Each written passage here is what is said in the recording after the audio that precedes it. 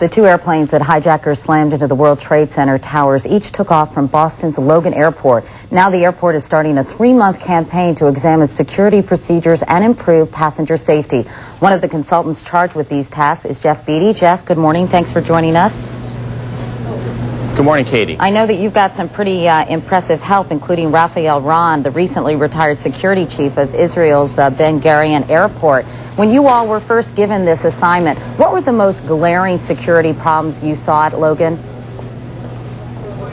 Well, you know, Katie, the thing to remember is the airports themselves didn't drop the ball on 911. In fact, the weapons that the terrorists were able to put on board were all legal under FAA guidelines at that point. You know, I think what we're battling here about airport security is more a perception problem. When you change the rules and tell the people what you now want them to look for, they've been pretty effective at stopping it. So I think that it was more or less a procedure problem, something that they were written and told to follow, rather than something that they did wrong. Having said that, Jeff, what kind of things are you instituting to make travelers, passengers feel safer? Well, the most important thing we're doing is we're getting everybody here in the game. We're doing an awful lot of training here. We'll be training several thousand people at Logan. As you look behind me right now, you'll see the people starting to queue up to go out on their flights this morning. One of the things that Logan's done is taken their public information people that you see here.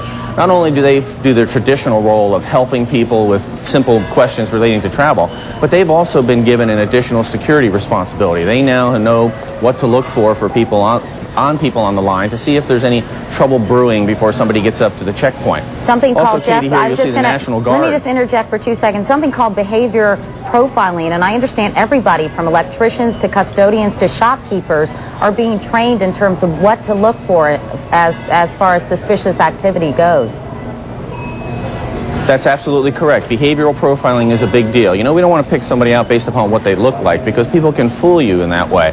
But what people do is what's important. So behavioral profiling training is going on here for everybody, as you said, from custodians through shopkeepers through management.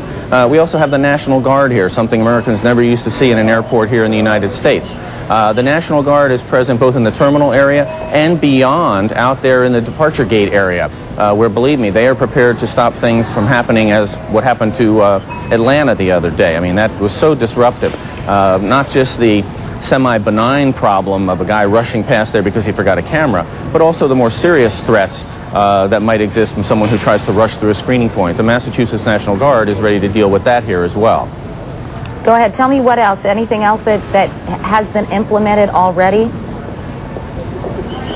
Yes. Already you see the shopkeepers here that are also going to be part of the training. There's been curbside check-in reinstituted here at Logan because what they're trying to do is get back to normal, quote, as soon as possible. But people are faced with a different traveling situation. When you think about what they're allowed to carry on, for example, now it's just the one carry-on bag. This other small brown bag in the past might have been able to be brought on board. We're not going to allow that to happen anymore. We want to be able to speed people through the screening points, and when you allow people to take 2+ bags through the screening point, that slows them down. Also, makes the security job more difficult. Also, bomb-sniffing dogs? That's correct. We've got bomb-sniffing dogs out here. In addition to the National Guard, we have a beefed-up state police presence, and the state police presence starts even before you get onto the airport itself, Katie. They are doing spot checks of large vehicles at some distance, a safe distance from the airport, to make sure that nobody would have the ability to deliver any significant threat up against the airport itself. All right, Jeff Beatty, charged with working on security at Boston's Logan Airport. Jeff, thanks so much. Thank you, Katie.